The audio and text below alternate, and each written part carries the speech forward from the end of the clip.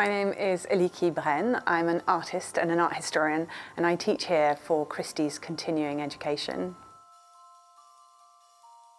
So I trained initially as an artist, but I've always been concerned, both as a historian and as a maker of art, in our relationship with historical art objects.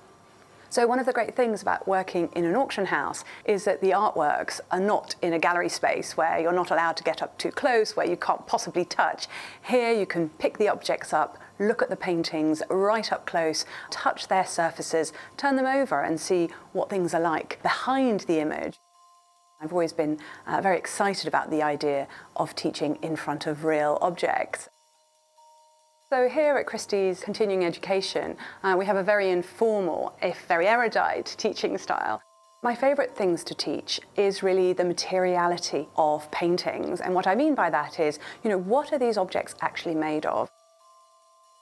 Most of the time when we look at an old master painting or an old drawing, we just consider it as an image. We think about what its meaning might be, what story it tells us. But there are also bits of wood or bits of canvas with pigments, ground rocks, ground bugs, held together by sticky substances like glue or egg or oil to create this wondrous image.